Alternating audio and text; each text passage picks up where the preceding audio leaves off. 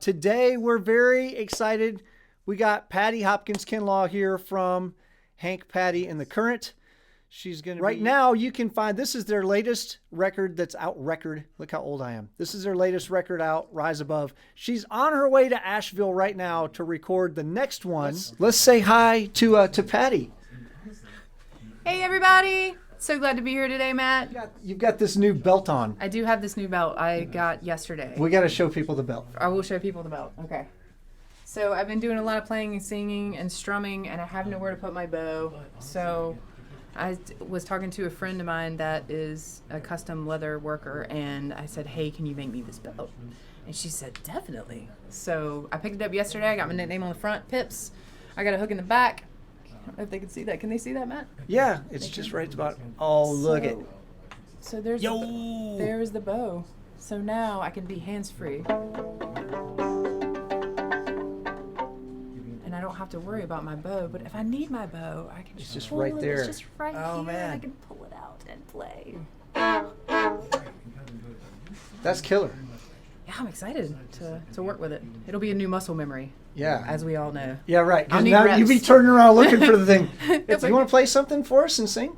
Yeah. You were talking about that would be really fun. something new coming up? I'll put the bow belt in action. There you Yeah, go. so there's a tune that our bass player wrote. His wife they're having their first child in April, and it's sort of a future lullaby. And I have no idea how the song will turn out on the album, because it was one of the last ones in the works. So I'm gonna sing you just maybe like a verse and chorus of that, so you can hear it, and then you'll have to listen for the final product. That's right. In early June. So.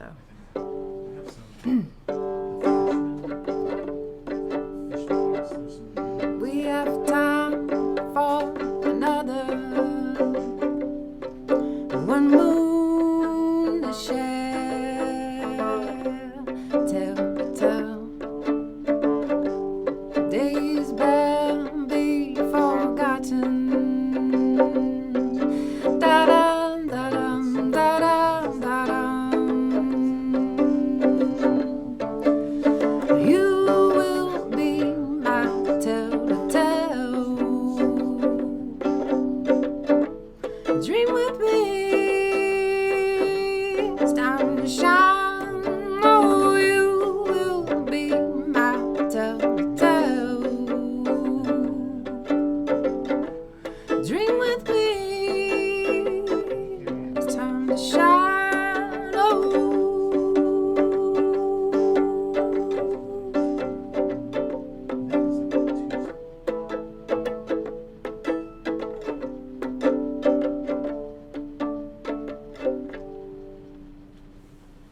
Yeah, so tell people a little bit more about the band. If you guys aren't fans of Hank, Pattie, and the Current, you need to get that way. Yeah, so the band is, we're at hankandpattie.com. That's Pattie with an IE, Hank with an NK. And we've been a band since about 2015. We're getting ready to record our 5th album. We're based out of Raleigh, NC. And right now we have, so Hank Smith is on the banjo out of Raleigh, NC. We have Billy Feather on guitar right here from Durham, NC. And we have Stevie Martinez on the bass from Myrtle Beach, South Carolina. And I'm on fiddle and vocals. Boom.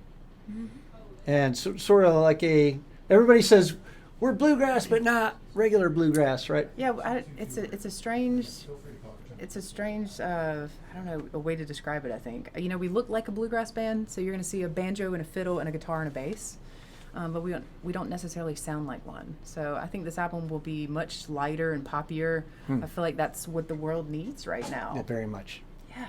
Yeah. So. So you haven't been touring much the last 2 years. No, not really. I think slowly but surely we're getting back, and I had my first child in February of 2020. So, and then March 2020, I like to say the whole world went on maternity leave. That's with me. right. Right? This was because of you. That's right. Thanks. Yeah. So yeah, I think I'm excited to get geared back up, and we're gonna have our CD release party at Cat's Cradle over killer. in Chapel Hill. Yep. First weekend of June. Awesome. Man, so it's February now. There's nothing in the can yet, and it's coming out in June. Yeah, I think we had that challenge of touring. I think a lot of people were trying to stay local for the venues and just for safety. And people are still not yet fully comfortable. I think with going out, we've seen like the internet just exploded, right? So I think I'm really excited we're like, what do we do now? Yeah. And say, hey, let's work on some new music. Let's record an album. Killer. It was time. So. Yeah. So you're doing a lot of playing and singing. I do a lot of playing and singing. I do primarily play fiddle and I play solos and things like that, but it's nice to have, backup. If it's not, either chops or maybe I'm bowing and singing, which is, a little bit more challenging, I would say. Yeah. Or strumming or pitsing. I'm really like to experiment with different ways of getting more creative. So you're a Suzuki teacher and a Mark O'Connor teacher, yes. Right? So different approaches to teaching. Yes. Maybe talk about how you would teach somebody to sing and play at the same time, because it's really, really hard. It's really hard, Matt. I was really impressed with what you had going on earlier. As you were like arpeggiating and with your viper and doing all of your melodic notes with the vocals. It's if I'm teaching someone to play and sing, I actually learned this originally from Bruce Molsky. I was in a Bruce Molsky masterclass. So what we did was we played a basic scale and we would sing different intervals on top of that scale. So maybe we would start, and maybe you would start in unison just to get those vocals warmed up. So that's good though. You grabbed the bow right there. I did. I had to think about it a little bit. I was like, wait, where's my bow? So maybe I would play a G major scale and I would da, da, da,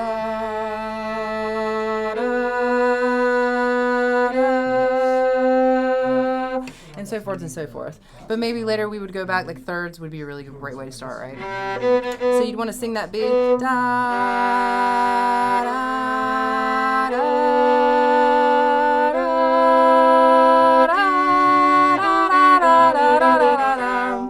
Yo! So that's where I would start. I mean, I would do that for a very long time because it's when you first attempt it, it may not sound as good as you want it to sound, like most things. But as artists and musicians, I feel like I'm not practicing if I don't sound awful at some point. That's right. Like no matter how good you are, nobody wants to hear you practice. No, Hillary Hahn was posting this stuff on Twitter because she's doing like the 100 days of practice. Mm-hmm. And was saying like the neighbors were complaining about something. And you're like, it's Hillary freaking Hahn, like on her worst day. I know, but right? she will post videos, and honestly, they sound bad because you don't practice things that you're good at. No. You practice things that like she's not. I wasn't nailing that shift, so she's gonna play that shift like 100 times, 100 different ways, and it's nobody wants to listen to that. I call it yo-yoing. Yeah, that's a yo-yo exercise. I think like a yo-yo. But I was practicing for this album. There's this crazy banjo passage that I had to learn on violin. And when you're trying to learn a banjo pattern on a fiddle or a violin, it's very awkward. Yeah, because like the way they is he 3 finger? Yeah, he's 3 finger figure. It's very. This is like 10 plus years I'm in on this, so it's getting easier. But. And I was playing this passage, and it was late at night. The baby was asleep, and the way my house is set up, I was kind of in the back master bathroom because that's where the furthest away was from the baby's room. And I'm back there just sawing away. I'm in this mixed meter, like crazy piece, and it's just I know it just sounds awful. And my husband said, "Hey," he's usually very patient, but he said something that night. He said, "Hey, when are you going to be done with that?" And I said, "Oh, I'm so sorry. Anyway, I have to get ready for this album. So here I'm buying equipment here today at the electric violin shop so I can play my electric with my headphones."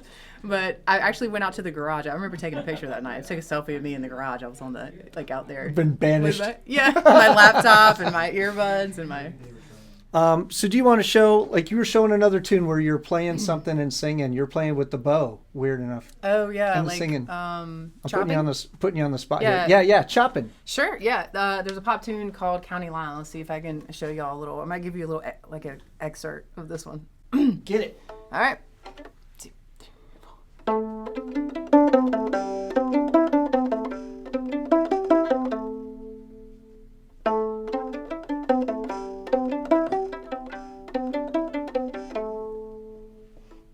I made up my mind that the county line couldn't draw a line around me, that I spread my wings and leave. Time has trapped me all alone.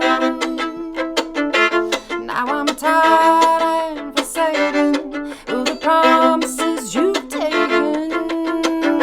Sometimes you tell me sense of safety, bring that line right back around me. No sense in holding on.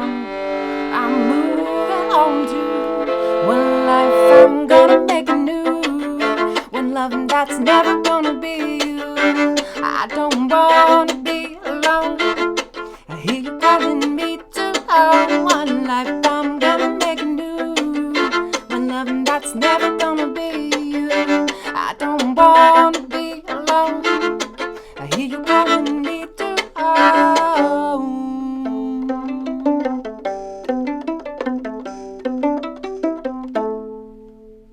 Woo!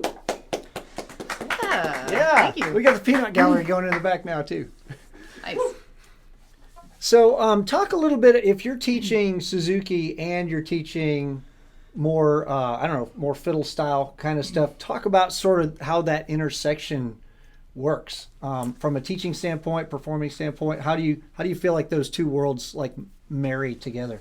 It's quite a two worlds to intersect. But I think, you know, as 21st century musicians, getting access to all these different things online, whether it's online or in your communities. For me, growing up Suzuki, I played a lot of classical music. My mother is an organist, and she sat on the organ. She still sits on the organ, probably for over 40 years now, maybe 50. So I grew up listening to traditional hymns and lots of Bach and things like that.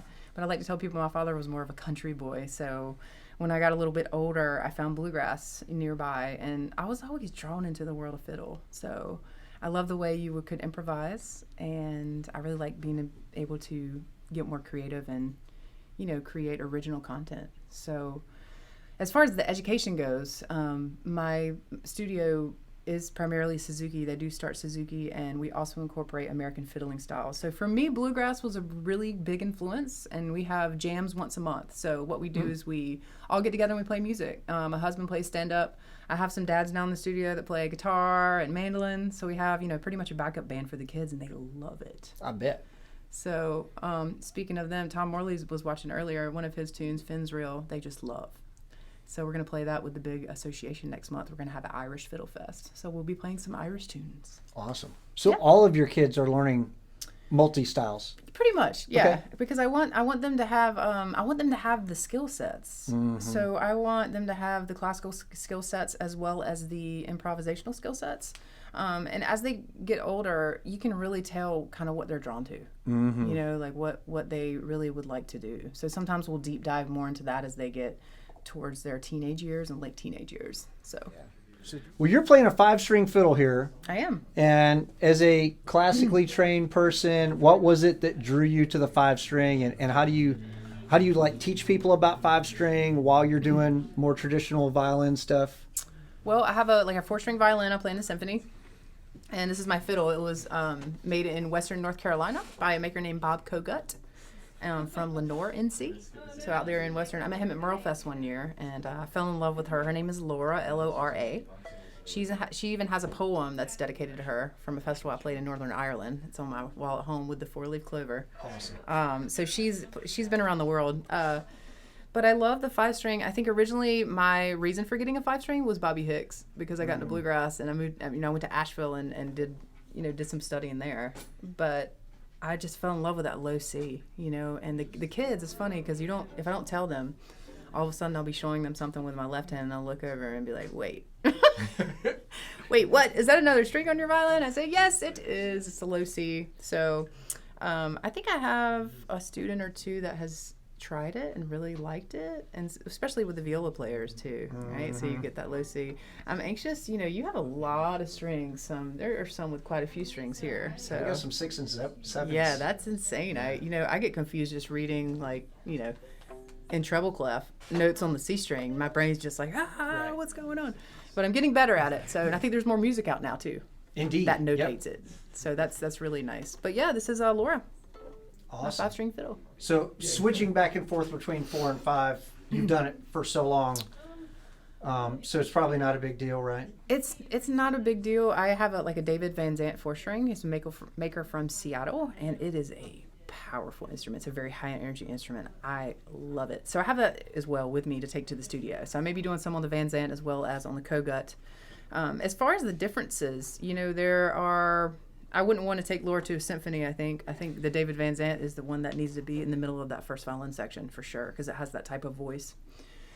But But yeah, I mean, I can cheat a little bit on the five. I don't want to call it cheating, but There's no such thing as cheating. when you're Right. playing those fifths and when you're playing those intervals, or you're trying to get some of those double or triple stops, whoo, it's sweet on this 5-string for sure. So it's very buttery down here.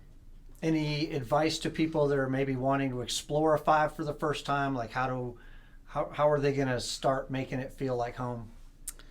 I did lots of patterns. So, you know, a lot of those chord progressions, those, especially with the bluegrass, those 1-4-5-1 patterns, I would make sure that I knew all the patterns and where and how they continued down the instrument. So that was one of the first things I did, was really just get used to all that. But as far as, I mean, scales and arpeggios all day long. It's an original tune called Pip Pop that we play in the band.